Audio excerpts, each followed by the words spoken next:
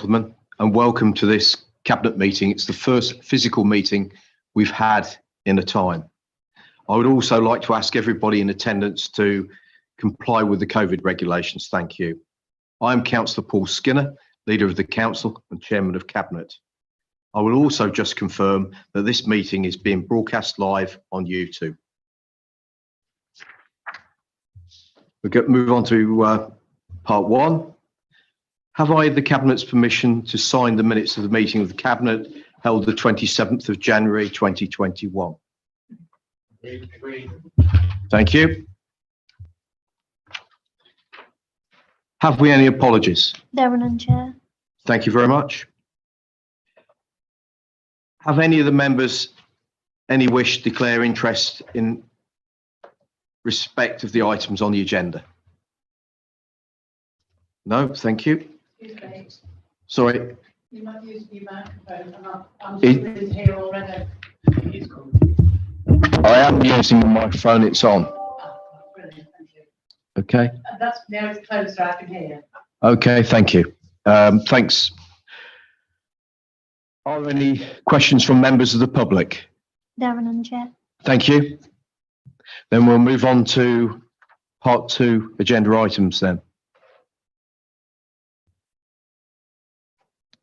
Firstly, are there any recommendations from the overall overview and scrutiny committees for this meeting?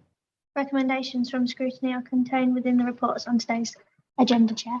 Thank you, Pippa. Item two is Boston Town Area Committee. Are there any recommendations from BTAC? There is a recommendation, and the Chairman of BTAC, Councillor Paul Goodale, is here to present it. Good evening, Paul. Would you like to present?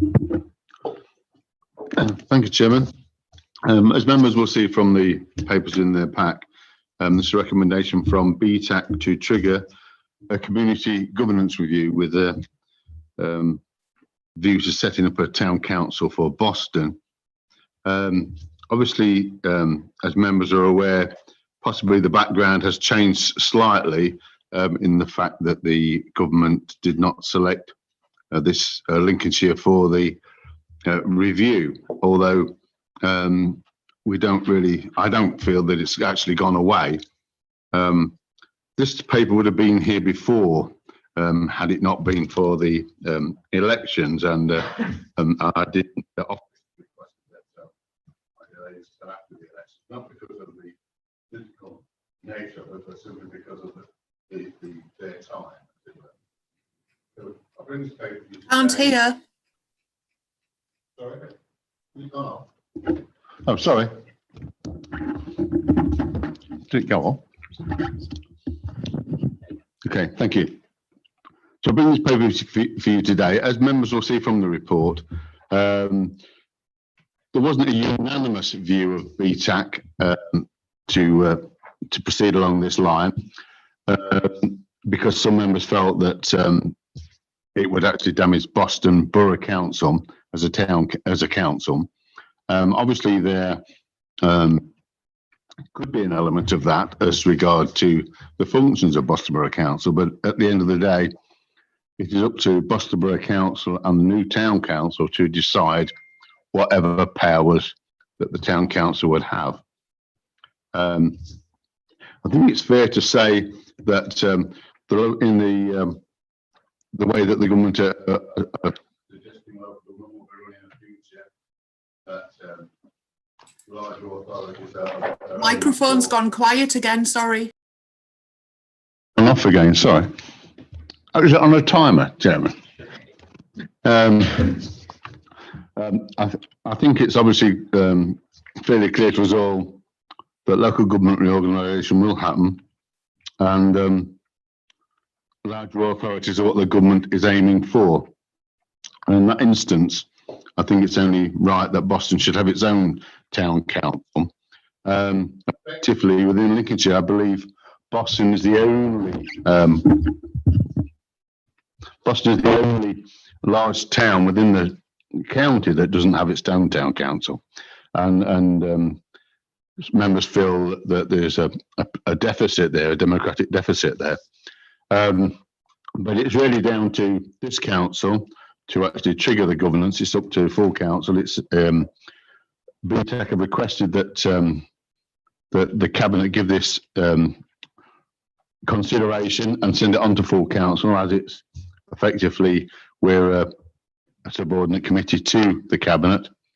So as the chairman, I just bring this recommendation to you and ask that you support BTAC's request that the council trigger a community governance review. Thank you, Chairman. Thank you, Paul. I open this up for discussion. Anybody want to say anything on it? Thank you, Martin. Yeah, obviously I was at the BTAC meeting where it was discussed. That being said, I don't think it'll influence anything I say now. I think it's only right that we have the opportunity. Sorry. There we go. That better. Everybody hear me now? Cool. Yeah, I think it's only right that it's something we look at. I think, LGR's a real concern to many of our residents, and that we have to do everything we feel we need to protect the assets of the town for the residents of the town. So I'm more than happy for us to look into it. I do think the proper channel for us to do that would be to refer it to scrutiny so that all members' questions can be answered prior to a report to council, where we have a chance to go through the fine detail. I think a decision like this needs to go through the proper channels. It needs to be looked at in depth with all the alternatives and potential pitfalls and everything else that scrutiny entails. So I'm more than happy to propose that it goes through to scrutiny if it needs a proposition to do that. Thank you, Mr. Chairman. Thank you. And I'll second you for going to scrutiny, if I might, please. Thank you. Anybody else? Thank you. Thank you, Chairman. Is that working okay? Am I fine? There we go. Thank you for bringing that to us, Paul. Really appreciate it. I remember back when I was chair of BTAC, I had the same things, and obviously times moved on to where we are now. Can I ask, would you have any problem with it going to scrutiny first? Through you, Chair. I don't actually have a problem with going to scrutiny first, but from what we spoke to the people, our guests on the evening, and it's not Martin, this Mr. Griggs, it's a different Mr. Griggs altogether. They were basically, so the questions which scrutiny would ask, if you like, would be the ones which would come out in the review. So although I have no problem with it going to scrutiny, that's the route that the cabinet choose to send it, but it does seem to me that BTAC in itself is a freestanding committee of this council, and I would like for the cabinet to give it that respect and pass it straight through to full council for the determination of the community governance review, because I feel that all the things that scrutiny will need to know won't actually be available until the community governance review has finished. Then I think that's the time then for it to go through to scrutiny and back to full council for debate. That would be my view. Obviously, I have to defer to you as the executive. Thank you.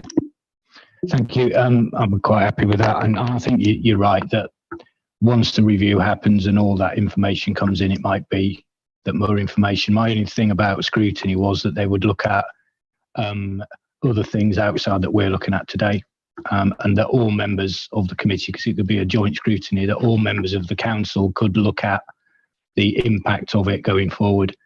I think it's a fantastic idea from a representation point of view, and having a town council, which means there's town councillors, which means the public have a greater impact and a greater appreciation and not appreciation.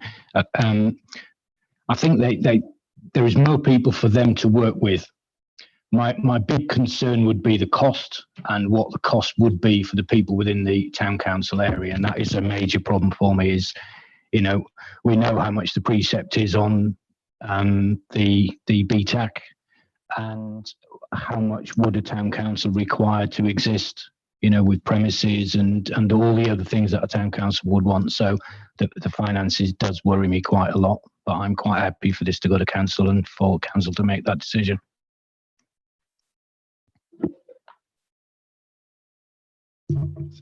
Yes, Rob. Yeah, thank you, Leader. Just to give a point of clarity on this, and I think this is really important. The purpose of a community governance review starts from the basis of, is what we have at the moment the best way to deliver those functions and support the community? And the creation of a town council is only one possible outcome. So I think we just need to be a little bit cautious with our words. This isn't a review about, do we create a town council? It's a community governance review, which is looking at, is what we have at the moment the best way of carrying on to deliver those services going forward? So just think that's a really important point to capture and everybody to be clear on. Thank you. Thank you for that, Rob. I very much welcome this paper, and I would support the fact that it goes through to full council. Richard, you've indicated. Just to say that if we're going to have if we had the community governance review, and then scrutiny, scrutiny would be have the information much more readily available and in detail, and be able to come to a better conclusion. So I can go along with the argument that that the scrutiny ought to be after the governance review, and when all the information has been put in the form that it can be properly scrutinised. Thank you for that, Richard. Martin. Thank you for allowing me. There you go. Thank you for allowing me to come back. Can I just clarify with one of the officers? Obviously, I'm not an expert in governance reviews.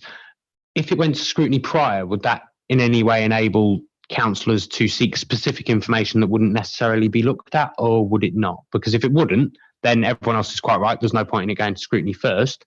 However, if scrutiny could pose particular questions that may not normally be answered in a governance review, then I still think that would be the way to go. Yeah, I think that's a really helpful question from Councillor Griggs. I think the benefit of it going to scrutiny committee first is just to make sure that all members have a shared understanding of what the purpose of the community governance review is. So I think tonight we've already delved into, is it the town council we're looking to create? And as I mentioned earlier, that isn't the case. I think the only benefit of it going to scrutiny before the community governance review is to make sure that everybody's clear and supportive of the questions that we're asking the community. It could go either way really, but I just think if there were to be a wider appreciation from the cross section of members, it makes sure that we get off on the right foot, follow the guidance of cabinet, but hopefully that gives some assurance of what the logic is of it going to scrutiny first. Thank you, Rob. Martin again. Sorry, Jonathan. I was happy to wait. I'm thoroughly opposed to the CGR and the notion of a town council. Let's look at the aims of a CGR. According to this document, it's to improve community engagement, to have better local democracy, and result in a more effective and convenient delivery of local services. Now, I don't think any of those things are going to be achieved by a CGR. I'm opposed to the wasting of £10,000. It will probably be more than that of council taxpayers' money. Because we're going to, the first step of a CGR will be set up a working group of members and appropriate officers to agree terms of reference, giving consideration to the current arrangements, including wards, number of members, and ratio of electors. So my view is it's more wasted, unnecessary officer time. But I'm very much opposed to the idea of a town council unless a unitary is forced upon us by Generic, which may not ever happen. And just in particular on the town council, it's going to lead, if it does happen, to more bureaucracy, more expense, higher council tax. And we're just looking at the considerations that have been put before us. Rob, the need for a town clerk of a salary of £55,000 plus. He will need a deputy town clerk. There will be an office administrator. There will be other associated costs, such as professional advisors, premises and 4 yearly elections. So more electoral complications, because there is no democratic deficit in this town, and that's just been proved by the elections, which we've just run very smoothly and effectively. To summarise, I'm totally against the CGO. I think it's a waste of time, and also I'm a fundamental idea of the town council. That's all. Thank you. Thank you, Councillor Noble. Anybody else? Yes, Martin. Yeah, I think based on what I heard from Chief Executive and also Councillor Noble's views, it'd be interesting to see. I think scrutiny, in my mind, would be the correct place for it to go first, because again, as Councillor Noble stated, it's going to cost a lot of money to do the community governance review. And it would be nice to find out if the vast majority of members across the chamber think that it's worth doing. I know generally BTAC were, but as Councillor Goodall said, it wasn't unanimous by any stretch of the imagination. And if it's going to cost a lot of money, then it's only right that we decide before it costs a lot of money, whether that's actually what the members feel the residents want. Because as Rob said, it is about ensuring that there's no democratic deficit and ensuring that services are delivered the best way possible for our residents. So I'd like to continue with my proposal. Thank you for that, Martin. Your proposal was seconded.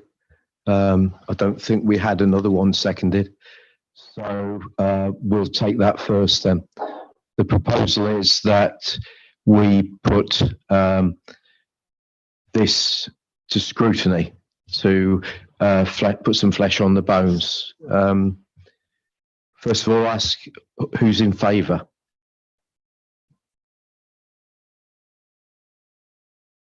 Right. Thank you. I think that's the majority. So I think the route we'll go is we'll explore it at scrutiny, flesh it out, and then send it on to council.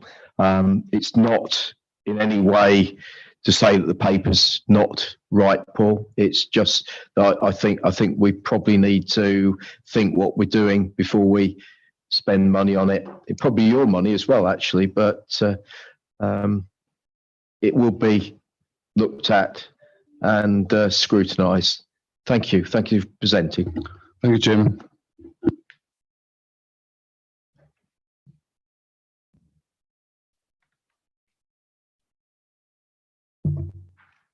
Right then, we move on now to item 3, which is the member learning and development strategy.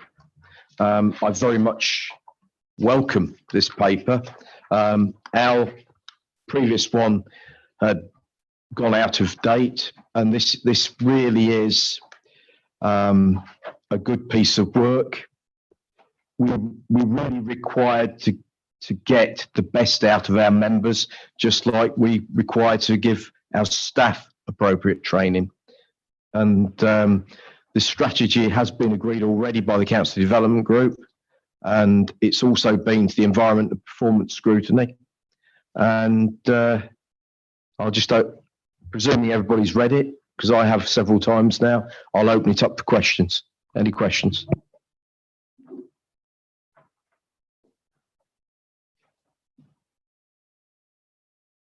Thank you, Martin. Again, it's not a question, and I know we've discussed it already, but I think just to highlight to people who may be watching or other people in the room, it's about ensuring, the first thing, we are committed to ensuring that all members have access to appropriate learning and development activities to enable them to acquire the knowledge and skills required to be effective in their role. And I think, for me, that's the most important part of the document, ensuring that members have the ability to represent their residents who elected us to represent them. So I will be supporting it. So I'm quite happy to move it. Happy to second. Those in favour? Carried. Moving on to the last item, which is agenda item 4, and it is the sub-regional housing allocation scheme, and I'll pass it over to Councillor Martin Griggs. Thank you. Thank you very much, Mr. Chairman. I'm going to take the report generally as read, so I'm not going to read through it. I know obviously we've discussed it at briefings and whatnot, but I'd say this is a really, really good news story for the council. We got into the strategic alliance to ensure we could find savings and benefit from economies of scale and reduce duplication. And I think this is case in point, the exact benefit that we were looking to achieve. So essentially, our housing allocations policy and our IT system, if you could call it that, is not great and soon to expire based on the way housing providers work. So we were looking at getting a new one. Now we received quotes of between £70,000 and £90,000 to implement a system, and that's capital costs, so that's not revenue. The benefit to the strategic alliance was, and I will give you the exact figure as I don't want to misreport.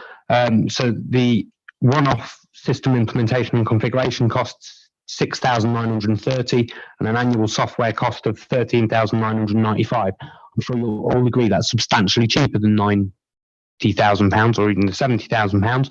And it allows our officers to benefit from working with one system, which makes it easier. It makes reporting far faster, far easier, far better. If any member comes in and says, actually, I'm having these issues, can I have this data? Straight away, it's downloadable. At the moment, it's really, really resource intensive, and our staff work exceptionally hard, given the size of the staff and what we all know we could do with in terms of budget. So I think in terms of reporting purposes, it's a fantastic system. In terms of savings, it's fantastic. Generally, just like I said, all around good news story. And again, the cost is capital budget. The revenue costs will be met within the current costs. And not only that, it should free up capacity for our staff to be able to do more in less time, which means obviously, as we all know, we have a big backlog of things that need catching up with, and hopefully that'll allow us to tackle it. I'm happy to take any specific questions. I will just say we have gone out to consultation. We received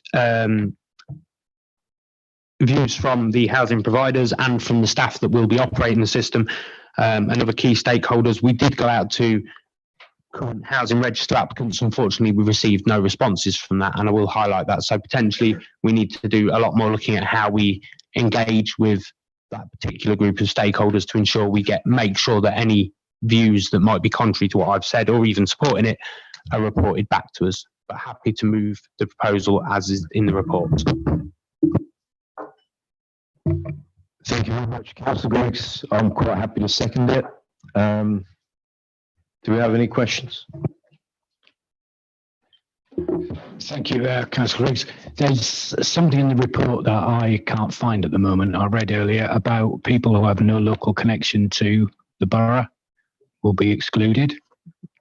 What happens in, I think you know history with me, is that where we have difficult to let properties or where there are issues, that if we remove people with no local connection from even applying to housing, doesn't mean, you know, currently at the moment they can apply but they don't get any priority or preference.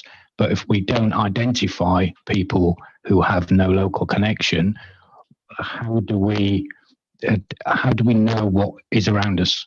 And if we have properties that are difficult to let and somebody who has no local connection is quite happy to take that property, then it's bringing people into the town, and the town does need people to work in the town from outside. We do need to encourage population increase and all the other things that you need from an economic point of view. And I just find that a little bit difficult to swallow if we are going to exclude one section of what we've got now. So is there a different way that we're going to deal with that cohort of people? So in terms of, can we hear me all right? Yeah, in terms of local connection, the criteria is quite extensive. So no local connection is literally just I'm looking at a map going, I'm going to move there now. One thing that your question did remind me is something that I forgot to mention is at present we have many people who live on Old Leek, etc., on the boundary of East Lindsey and Boston that can't necessarily apply for a house 20 metres down the road from them because it's in a different local authority area. And unfortunately, that makes a lot of developments commercially unviable for our housing associations to build. And much as we'd like them all to build where we need them, regardless of financial viability. We all know that businesses are businesses and that's what they're designed to do. So this does give us the added benefit of actually the places that normally potentially would be hard to let out are more likely to receive more applications, because it'll be people who live in a very similar area who might want to move closer to mum, dad, brother, sister, or move slightly further out into the countryside or whatever, can then bid on those properties. So I do take your point about we are potentially excluding an entire section of society, although I would say that's a very small section, and it should in theory make it easier to let out those hard to let properties. Not only that, but from personal experience, I'm aware that we have a massive housing shortage of most 10 years, if not all 10 years, at least in Boston Borough. Rightly or wrongly, my priority is to the people who already have a connection to Boston, who have family, who have jobs, who have support systems in place. And if we, and again, the data will be monitored. So I'm sure if we're approached for people trying to sign up that don't have a local connection and don't fall into any of the preference categories, that then it will be monitored regularly, and that will be fed back to me quite quickly, and there will then be a change in policy, because you're quite right, we don't want to disadvantage anyone, and anyone with any genuine housing need will still be able to get onto the policy. And again, the last thing that I forgot to mention when I was talking about it, and I know we spoke about it in briefing, is I know that this says about it all being done online. We will ensure that for anyone who doesn't have access to the internet or who struggles to fill it in online, will be supported and guided. So no one will be disadvantaged locally and not able to get onto the register. And again, we will be continuing to put the properties downstairs in the window like we currently do.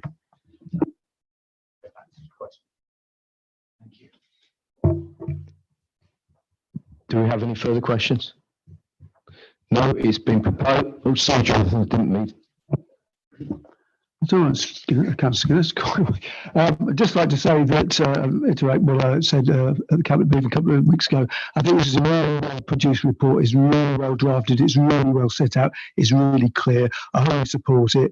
I think the idea of sharing the IT system costs with East Lands obviously makes tremendous financial sense.